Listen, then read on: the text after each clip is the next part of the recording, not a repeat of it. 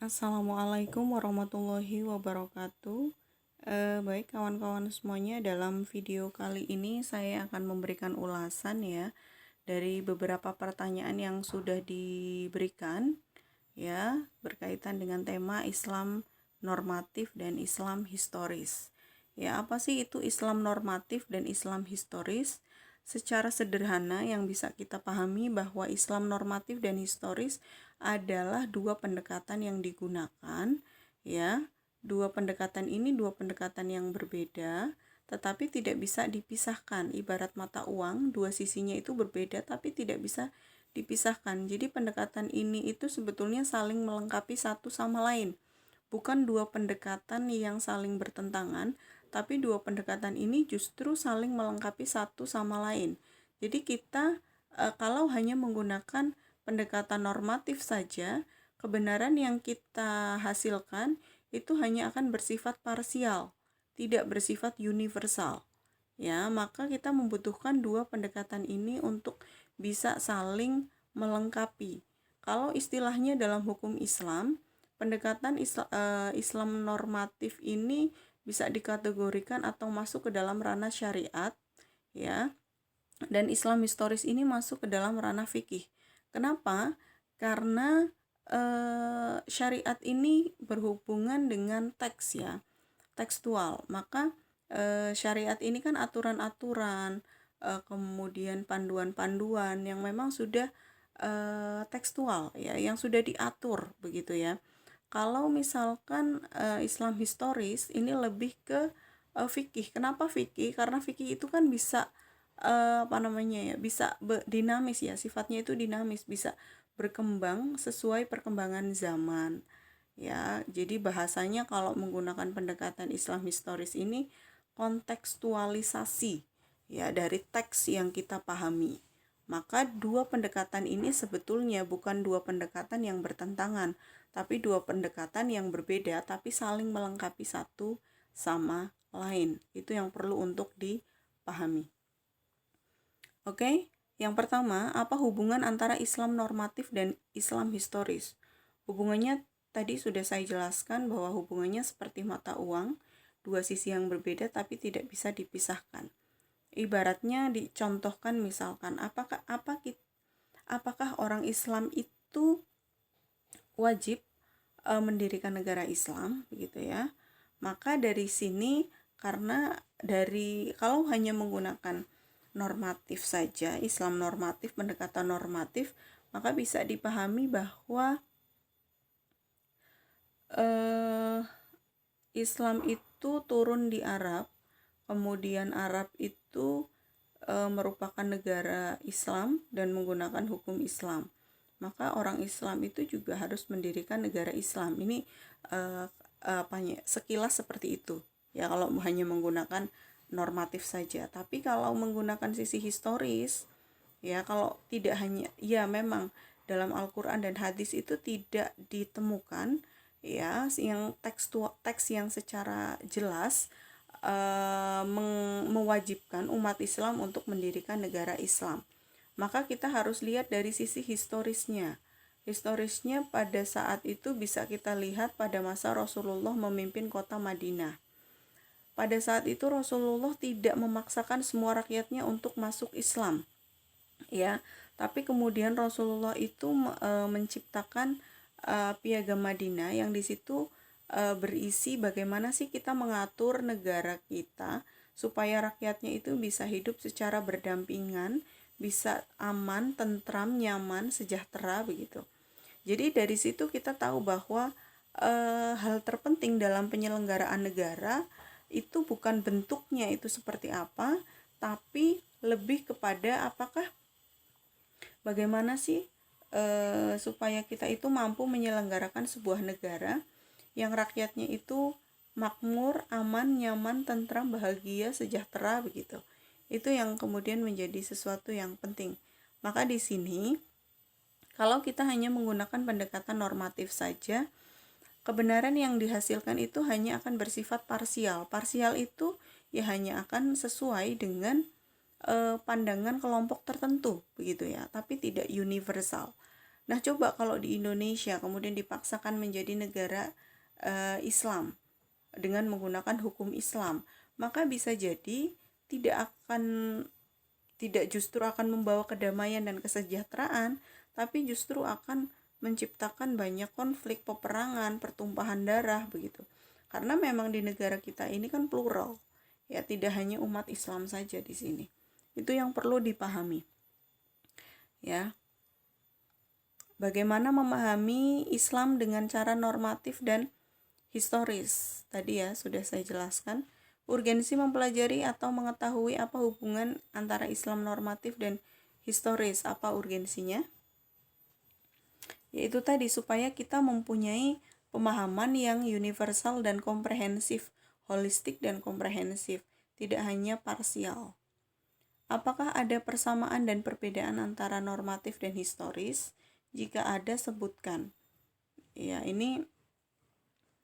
itu tadi pendekatannya itu memang berbeda, tapi sebetulnya saling melengkapi satu sama lain.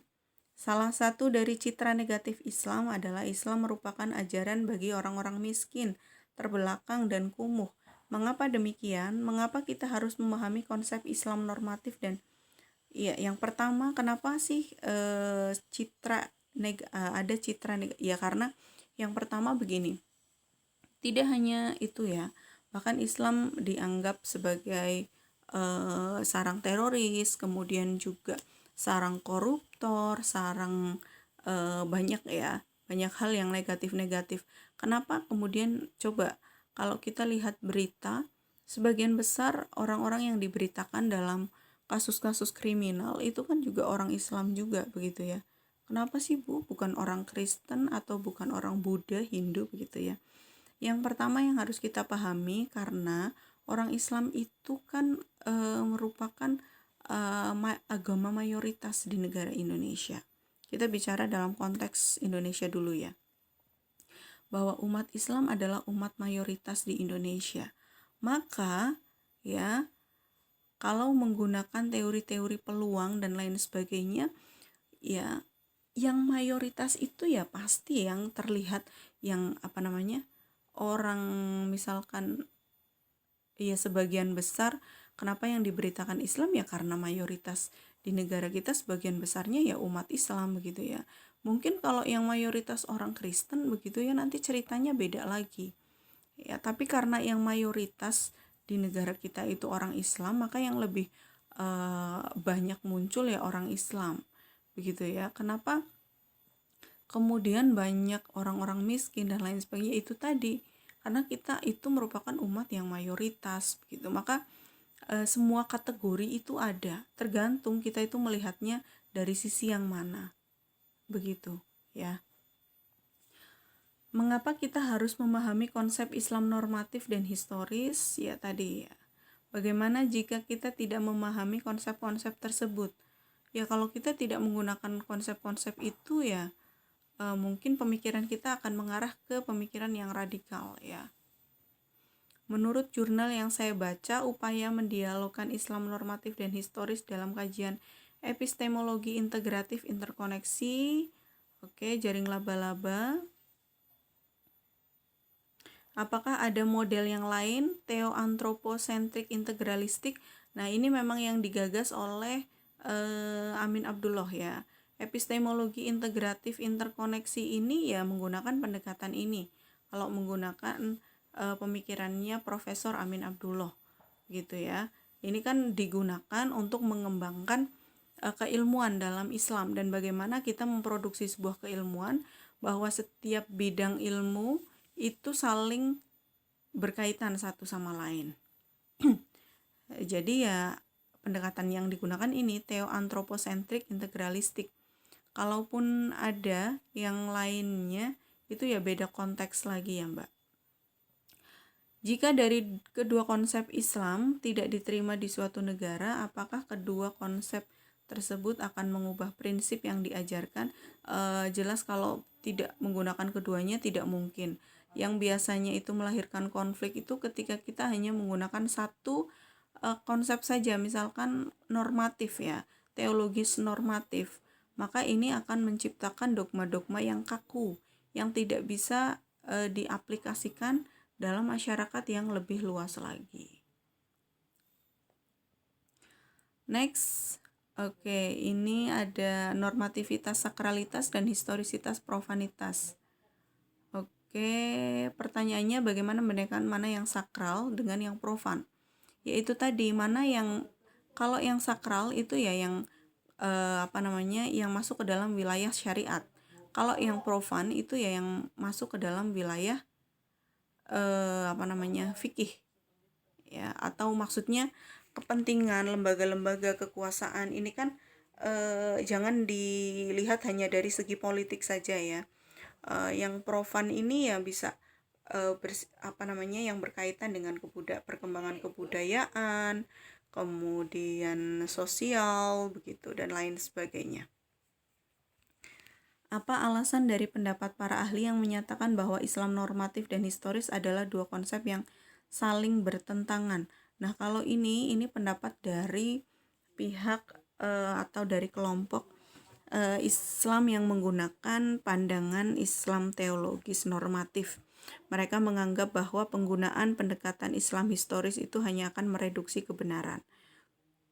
Contohnya begini, ya karena orang-orang yang menggunakan pendekatan normatif saja itu menganggap bahwa hal yang harus kita lakukan adalah sesuatu yang ada dalam Al-Quran dan Sunnah atau yang dicontohkan oleh Rasulullah begitu ya.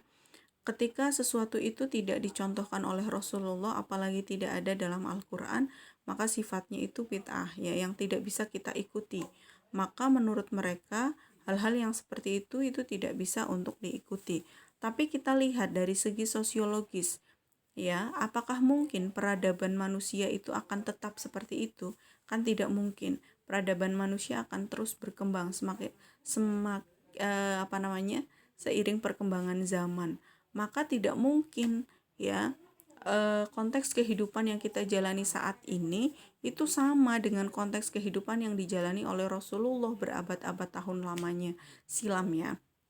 Nah, maka dari ini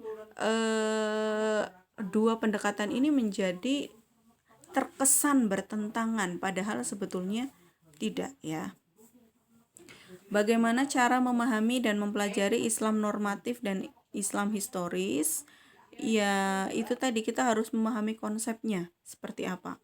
Menurut jurnal yang saya baca, studi Islam historis mengarah pada aspek kebudayaan dan kemasyarakatan Muslim. Pertanyaannya dari kedua aspek antropologi, dari segi mananya yang berkaitan dengan Islam historis. Yaitu tadi yang saya sampaikan, historis itu luas, sejarah itu kan luas ya. Kita mau melihat dari sisi politik ada, misalkan dalam masa perkembangan Islam, masa Rasulullah, kita melihat bagaimana sih perkembangan politik pada masa Rasulullah, bagaimana kemudian Rasulullah itu mengajarkan taktik perang misalkan dan lain sebagainya, bagaimana kehidupan sosialnya, bagaimana sektor perekonomiannya, bagaimana karakteristik masyarakatnya, itu kan ada semua dalam sejarah ya.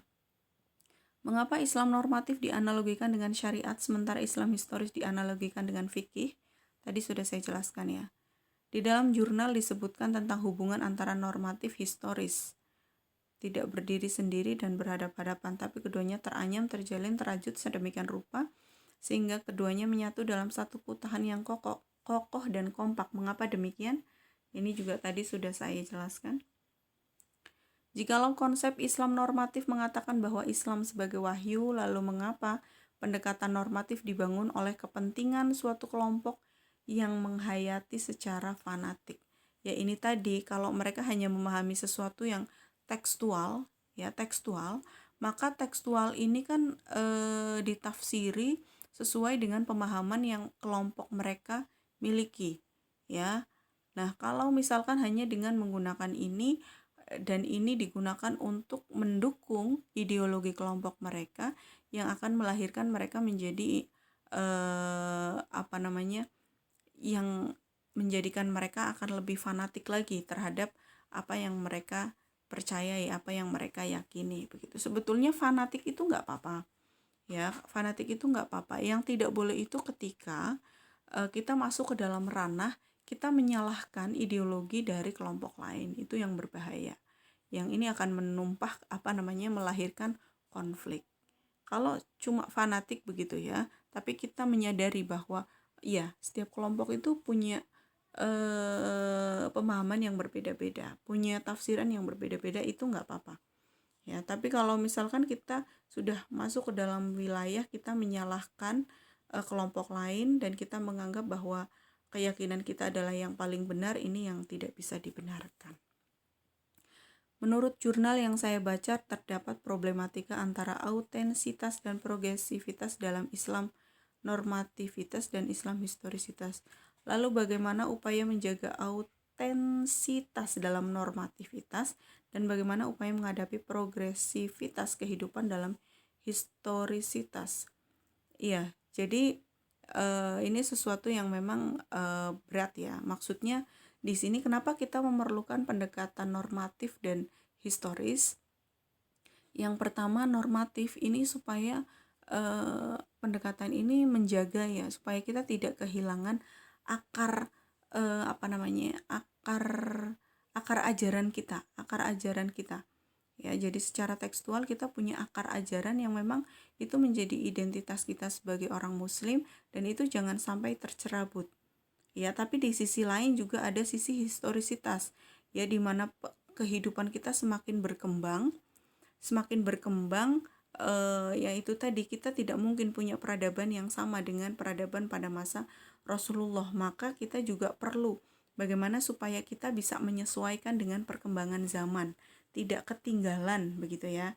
Maka untuk itu kita perlu dua pendekatan ini, normatif dan historis. Normatif supaya kita tidak tercerabut dari akar ajaran kita, ya, tetap kita berpegang terhadap nilai-nilai syariat yang ada, dan juga historis kita tetap bisa menyesuaikan dengan perkembangan zaman. Dalam artikel yang saya baca, hubungan normatif dan historis dalam membentuk sebuah hubungan dialektis dan ketegangan. Mengapa demikian? Lalu Islam normatif atau historikah yang diterapkan di Indonesia? Nah, ketegangan ini ya karena dipengaruhi oleh itu tadi ya, kelompok-kelompok yang memang hanya menggunakan satu pendekatan saja. Kemudian di Indonesia itu lebih menggunakan yang mana begitu ya. Sebetulnya dua-duanya itu digunakan, tergantung ya. Kalau kelompok-kelompok yang memang kelompok-kelompok fundamentalis begitu ya, lebih hanya menggunakan normativitas saja. Tapi kalau yang yang lebih kelompok-kelompok yang memang yang lainnya itu biasanya menggunakan historis juga. Bagaimana peran Islam dalam pendidikan dan pembelajaran?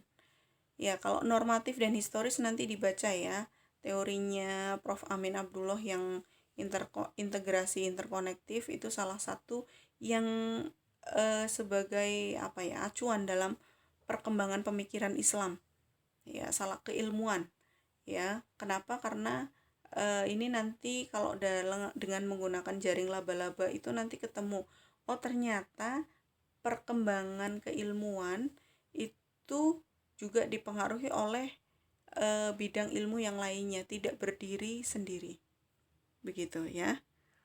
Oke, baik teman-teman, demikian ulasan beberapa pertanyaan yang sudah disampaikan, mudah-mudahan bermanfaat dan ada ada yang bisa dipahami ya dari penjelasan saya. Kita lanjutkan next time. Terima kasih. Wassalamualaikum warahmatullahi wabarakatuh.